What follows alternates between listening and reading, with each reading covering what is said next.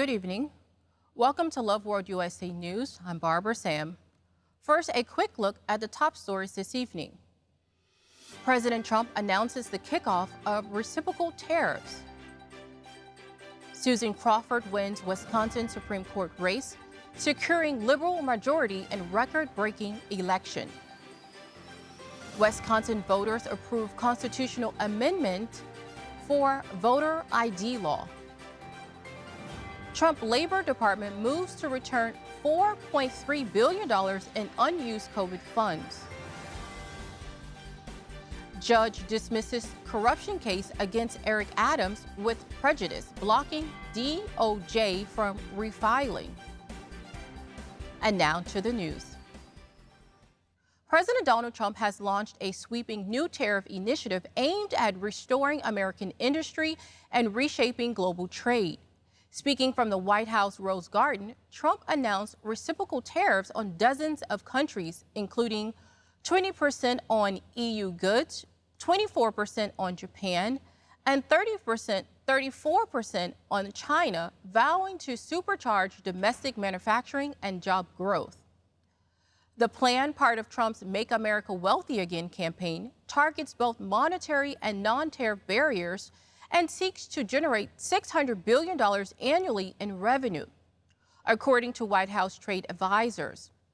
Trump argued that for decades, unfair trade practices and foreign exploitation have harmed American workers, but the new policy would reestablish the U.S. as a global industrial powerhouse. Under the proposal, nations that impose higher trade barriers on U.S. goods will now face tariffs at roughly half those rates when exporting to the U.S. In addition to baseline tariffs, Trump announced new 25% levies on imported cars and auto parts, and tariffs on oil purchases from Venezuela. The administration says the measures will support debt reduction, lower taxes, and encourage onshoring of manufacturing.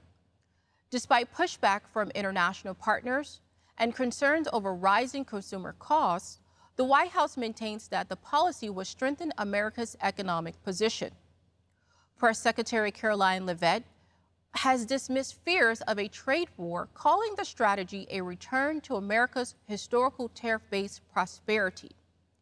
The plan revives a centerpiece of Trump's economic agenda, reigniting debates over globalization and protectionism. Let's take a look. Starting tomorrow, the United States will implement reciprocal tariffs on other nations. It's been a long time since we even thought of that.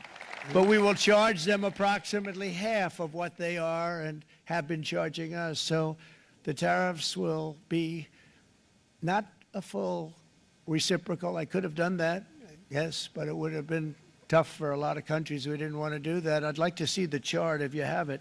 Could you bring it up, Howard?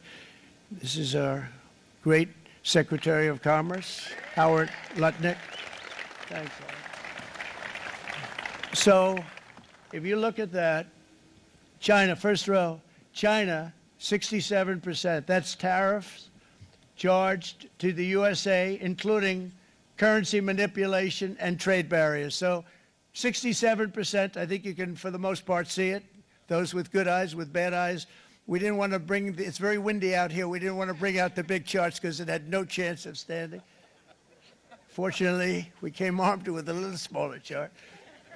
So 67%, so we're going to be charging a discounted reciprocal tariff of 34%. I think, in other words, they charge us, we charge them less. So how can anybody be upset? They will be, because we never charge anybody anything, but now we're going to charge. European Union, they're very tough, very, very tough traders. You know, you think of European Union, very friendly. They rip us off. It's so sad to see. It's so pathetic. 39%, we're going to charge them 20%, so we're charging them essentially half. Vietnam, great negotiators, great people. They like me, I like them. The problem is they charge us 90%. We're going to charge them 46% tariff. Taiwan, where they took all of our computer chips and semiconductors. We used to be the king, right? We were everything. We had all of it. Now we have almost none of it, except the biggest company is coming in. We're going to end up with almost 40%. Lee Zeldin's working to get their approvals. And it's an amazing company. Mr. Wei, of one of the great companies of the world, actually. They're coming in from Taiwan, and they're going to build one of the biggest plants in the world, maybe the biggest for that. But 60. Susan Crawford, a judge backed by Democrats, had won the Wisconsin Supreme Court race, defeating Republican-supported candidate Brad Schumel. Her victory maintains the court's 4-3 liberal majority and ensures it remains in place until at least 2028. The race drew national attention due to its potential impact on future rulings related to abortion, redistricting, union rights, and election laws in the battleground state. Crawford's campaign focused on protecting abortion rights, supporting labor unions, and opposing voter ID laws, while Schumel emphasized his support for law enforcement and concerns about redistricting. The race saw record-breaking spending, surpassing $99 million, with contributions from both national Democratic donors and groups aligned with Elon Musk, who endorsed Schumel and made significant financial contributions, including $1 million checks to select voters. Voter turnout exceeded 52% of the voting age population, the highest for a Wisconsin Supreme Court election. Crawford won by over 8 points, according to unofficial results. Musk and President Donald Trump had publicly supported Schumel, while Crawford was backed by figures including former President Barack Obama and Illinois Governor J.B. Pritzker. The court is expected to rule on several high-profile issues in coming years, including potential cases involving redistricting and election law. With Crawford's win, the liberal bloc would likely have the votes to influence key decisions shaping the state's legal and political landscape through the next presidential election cycle. Watch this. Celebrating victory after a highly anticipated race, Susan Crawford claims her seat on Wisconsin's Supreme Court. Today, Wisconsinites fended off an unprecedented attack on our democracy, our fair elections, and our Supreme Court. And Wisconsins stood up and said loudly that justice does not have a price. Our courts are not for sale. Crawford's win cements a Liberal majority in the court for at least 3 more years. While the vote is technically non-partisan, President Donald Trump had endorsed the conservative candidate Brad Schumel, and state Democrats and Republicans had lined up behind their preferred candidate. The contest has widely been seen as an early referendum on Trump's presidency. Wisconsin's top court is poised to decide whether abortion rights should remain legal statewide, and is likely to issue critical rulings on voting rights and could redraw congressional boundary lines. In November, Trump won Wisconsin, a swing state, by less than a percentage point, the closest margin of any state. The race saw historic turnout, with several polling stations in Milwaukee running out of ballot papers. It comes after an unprecedented $90 million spent on the campaign. Driving this was Elon Musk, who, along with groups aligned with him, spent some $25 million. The world's richest man handed out million-dollar checks to voters and offered Wisconsinites $100 each to sign a petition in opposition to, quote, activist judges. Wisconsin's Democratic Attorney General sued to block the payments, arguing they violated a state anti-bribery law, though those efforts were rejected. Wisconsin voters have approved a constitutional amendment that formally enshrines the state's existing photo ID requirements for voting into the state constitution. While Wisconsin already required photo identification to cast a ballot, this amendment strengthens the law by preventing future legislators or courts from easily overturning it. The proposal was advanced by the Republican-controlled state legislature and passed through 2 consecutive sessions before reaching the statewide ballot. With voter approval, it is now protected under the state constitution, which requires a more rigorous process to amend or repeal than statutory laws. Republican lawmakers, along with President Donald Trump and Department of Government Efficiency head Elon Musk, praised the outcome as a win for election integrity. Supporters of the amendment argue it helps preserve public trust in elections and ensures consistent enforcement of voter ID laws. Opponents, including civil rights groups, have expressed concerns that such measures can disproportionately impact voters of color, the elderly, and low-income individuals. According to the National Conference of State Legislators, Wisconsin now joins 8 other states with photo ID laws in their constitutions. It already had the strictest ID requirements in the nation. In total, 36 states have laws requiring or requesting some form of identification at polls. Let's take a look. Proposal to enshrine the state's voter ID law in the state constitution on April 1st, as per a report by the Associated Press.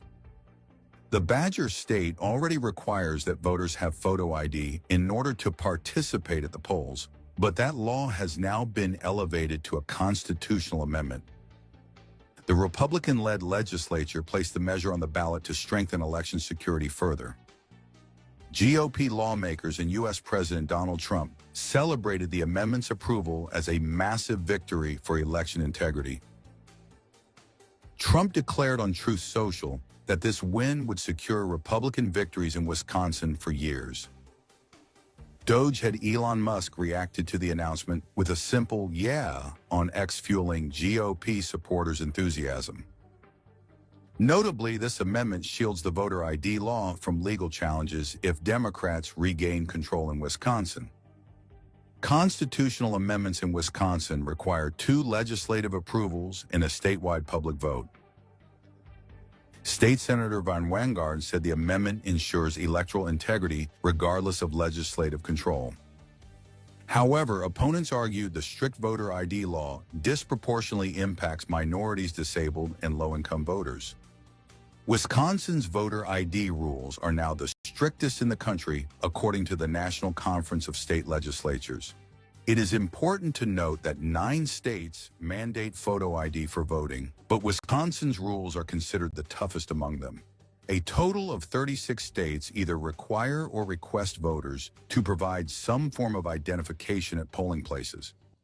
The news will be back after this break. President Trump pushing ahead with his America First agenda. Breaking news, Apple announced it's going to work with Foxconn to build a server factory in Texas by 2026. The company says it is now planning to invest $500 billion in the U.S. economy. The CEO of SoftBank pledging to invest $100 billion in the U.S.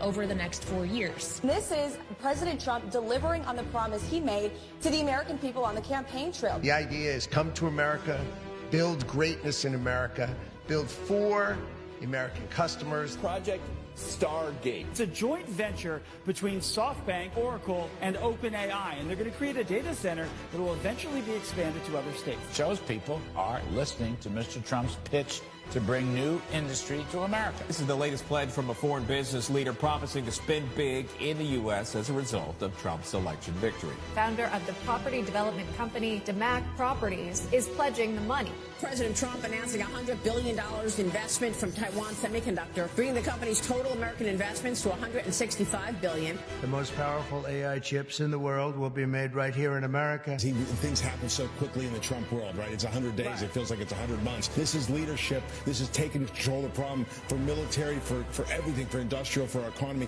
Even if it causes short-term pain, the reality is it is the right decision. NVIDIA says it will invest hundreds of billions of dollars over the next 4 years, part of the manufacturing renaissance under President Donald J. Trump. Furniture maker Prepack are shifting their operations from Canada to North Carolina. Johnson & Johnson says it will invest more than $55 billion in the U.S. over the next 4 years. Hyundai announced a $20 billion investment. With your leadership, Mr. President, Hyundai Motor Group is proud to be a stronger partner in America's industrial future. This is the automobile industry, and now those plants largely have stopped and they're moving them to our country. Honda, is building one of the biggest plants. The trade story is certainly picking up speed here and pushing more countries to make these bigger investments. It's another example of the Trump effect. GE Aerospace announcing a nearly $1 billion investment into American manufacturing. Eli Lilly announcing plans to expand its manufacturing here in the United States. $27 billion additional spend, bringing our total to more than $50 billion. The money's rolling in, and this is in the past 60 some odd days, Charles. And these are deep-pocketed folks who want to have a relationship, and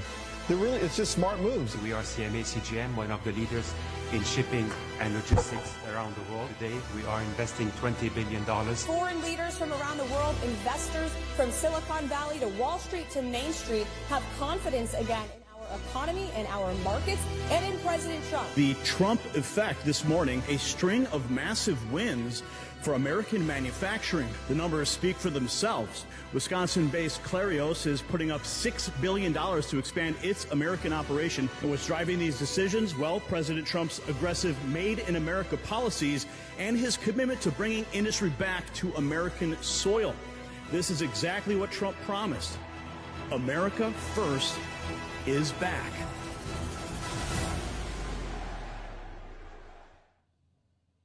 Welcome back. The U.S. Department of Labor, under Secretary Lori Chavez DeRemer, has announced plans to return $1.4 billion in unspent COVID-era unemployment insurance funds to taxpayers and is working to recover an additional $2.9 billion. The total $4.3 billion in funds was allocated to states during the pandemic through the Coronavirus Aid Relief and Economic Security CARES Act to provide unexpanded unemployment benefits.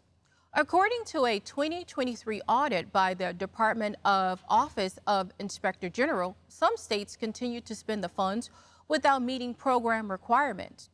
The program officially ended in 2021, yet 4 states were found to have improperly accessed over $100 million. The Labor Department has stated these funds will be returned to the U.S. Treasury's General Fund.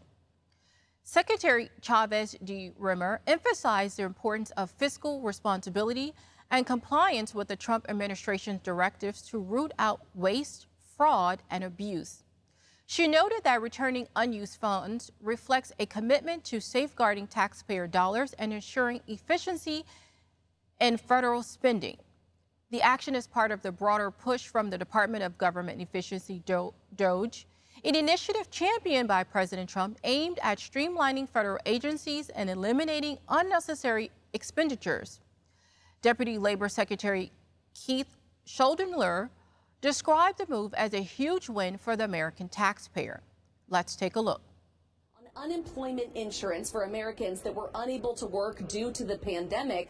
The program ended in 2021, but the Inspector General found that 4 states were still accessing the money and spending it. The issue was flagged under President Biden, but he didn't do anything about it. Now DOGE is returning the money, announcing, quote, $4.3 billion of COVID-era funds remained unused and mostly dormant. $1.4 billion was recovered and returned directly to the Treasury General account, and the team is moving urgently to return the remaining $2.9 billion. Labor Secretary Lori Chavez DeRemer saying of the find, quote, any money still sitting around for pandemic-era unemployment funds is a clear misuse of Americans' hard-earned tax dollars. I'm keeping my promise to be a good steward of your money by rooting out waste to ensure American workers always come first. President Trump so far is pleased at the work that DOGE is doing and says Elon Musk has a job as long as he wants one. Oh, I'd keep him as long as I could keep him. He's done a good job. You know, DOGE is, we found numbers that nobody can even believe, like 400 billion, 500 billion. It could be close to $1 trillion by the time they end on different things.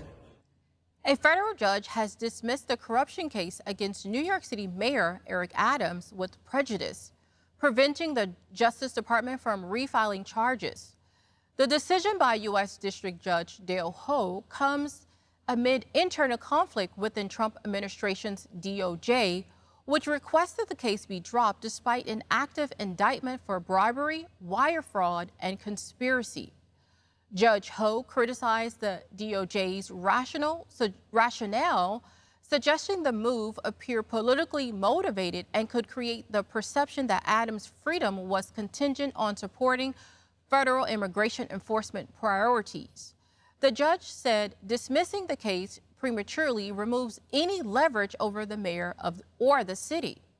The indictment filed in 2024 accused Adams of accepting luxury benefits from a foreign official in exchange for political favors during his time as Brooklyn Borough president. DOJ officials argue the prosecution hindered Adams' ability to address immigration and crime, but the judge, citing concerns about justice and public perception, concluded that full dismissal was the most accountable course. Mayor Adams, who maintained his innocence throughout, welcomed the ruling and reiterated that the charges should never have been brought.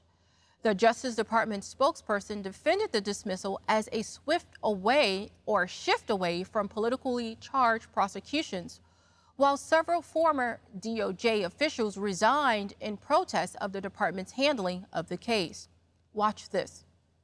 A U.S. judge on Wednesday dismissed the U.S. Department of Justice's corruption case against New York City Mayor Eric Adams and said the charges cannot be brought again. The decision is a split with the Trump Justice Department, which had asked for dismissal without prejudice, meaning charges could be brought in the future. Judge Dale Ho said he wanted to ensure that the indictment couldn't be used as leverage over Adams or the city of New York. Neither Adams' lawyer nor the Justice Department immediately responded to requests for comment. Adams pleaded not guilty to accepting bribes and illegal campaign contributions from Turkish officials in exchange for favors. The mayor had long viewed the case as retribution for his criticism of surging migration during the Biden administration, which brought the case last September. Lawyers in the Trump administration said the corruption case was interfering with Adams' re-election campaign and preventing him from helping the federal government step up deportations.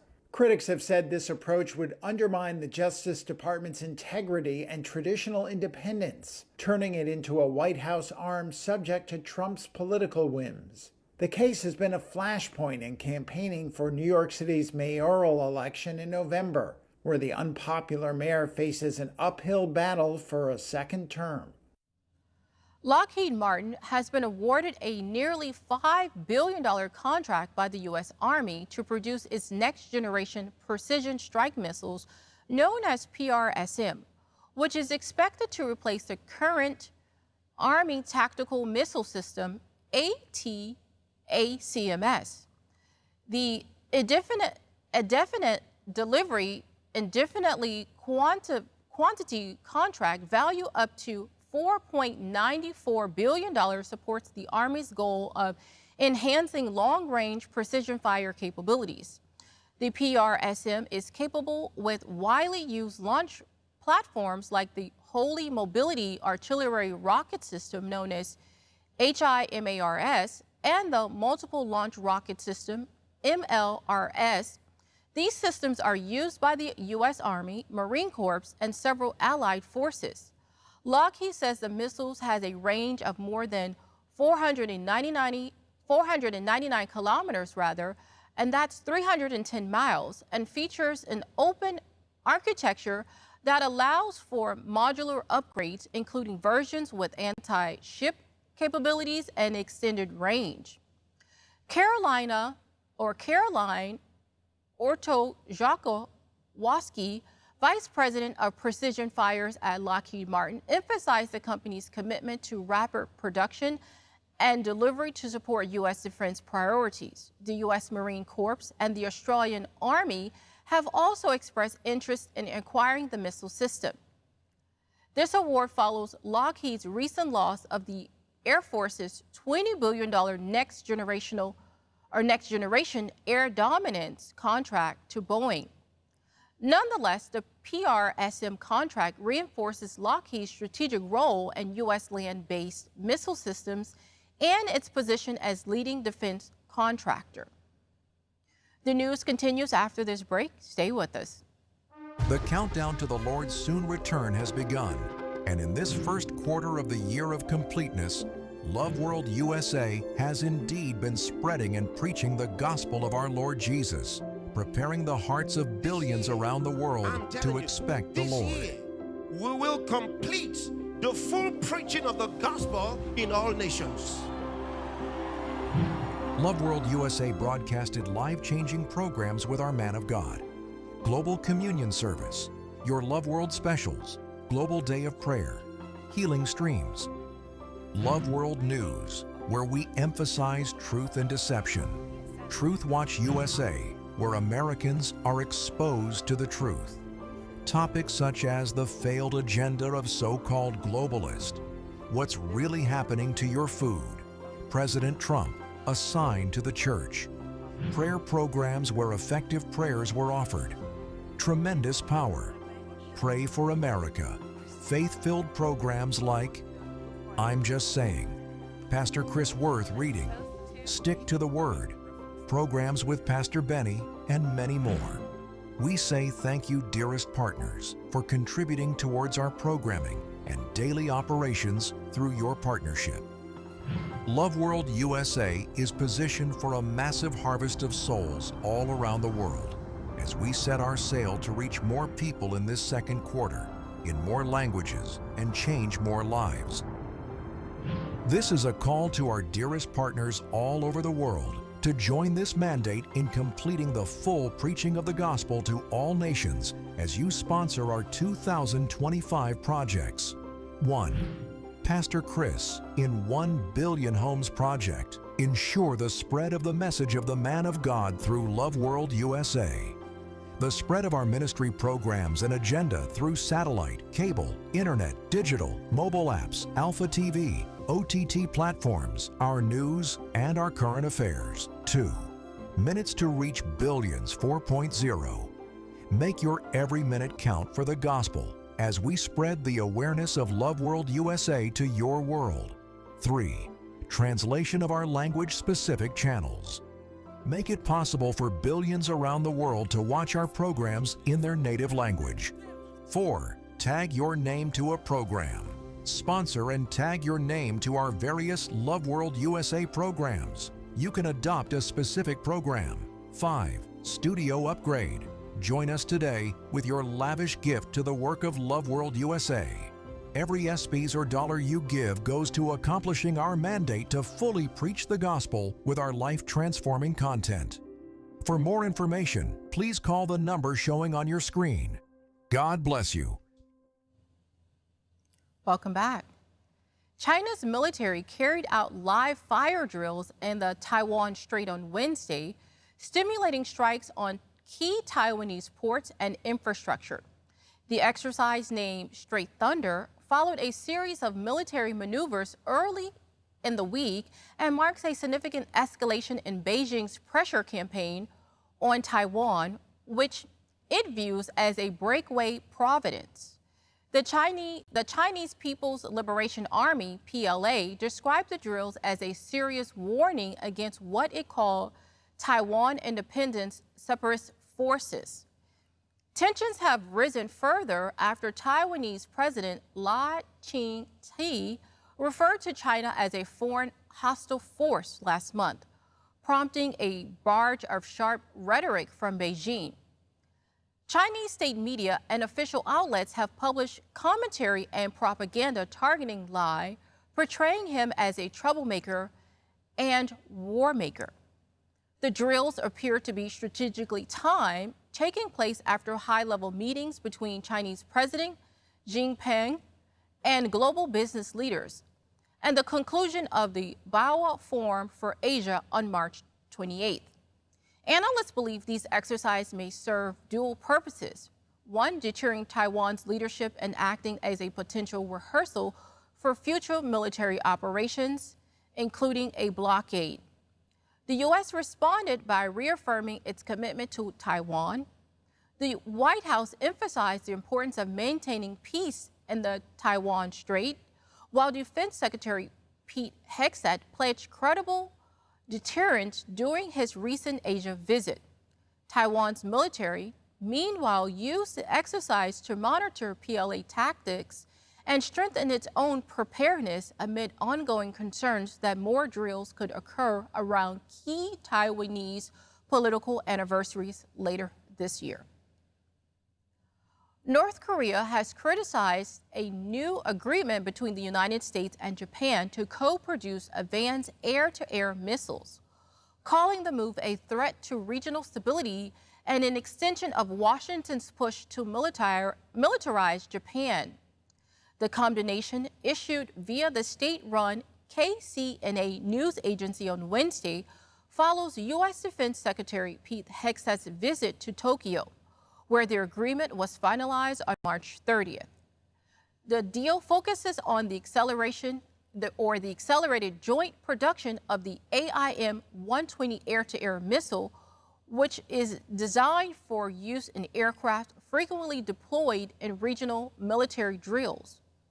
A North Korean defense official quoted anonymously by KCNA said the expanded deployment of such weapons contributes to strategic instability in the Asia-Pacific region and signals a shift in U.S. security strategy towards greater regional militarization.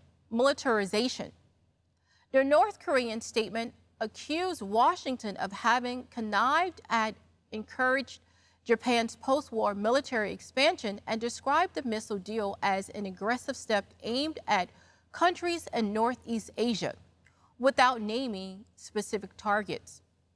It warned that the cooperation between the U.S. and Japan in munitions production poses a serious threat amid already heightened tensions in the region. Hegseth, during his meeting in Tokyo, emphasized Japan's growing role in deterring security threats from China and reaffirmed the importance of U.S.-Japan defense ties. In response, North Korea's defense ministry said it will continue to strengthen its own deterrent capabilities to counter perceived threats stemming from U.S. alliances and military posture in the region. Just before we end the news, a quick look at tomorrow's weather forecast.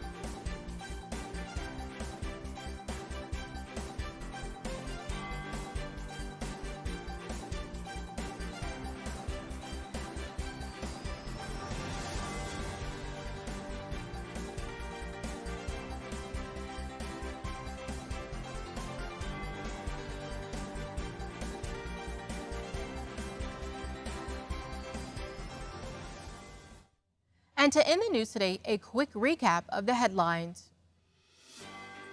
President Trump announces the kickoff of reciprocal tariffs. Susan Crawford wins Wisconsin Supreme Court race, securing liberal majority and record-breaking election. Wisconsin voters approve constitutional amendment for voter ID law. Trump Labor Department moves to return $4.3 billion in unused COVID funds. Judge dismisses corruption case against Eric Adams with prejudice blocking DOJ from refiling. And that's the news for today. Join us at the same time tomorrow for more news. I'm Barbara Sam. Good night and God bless you.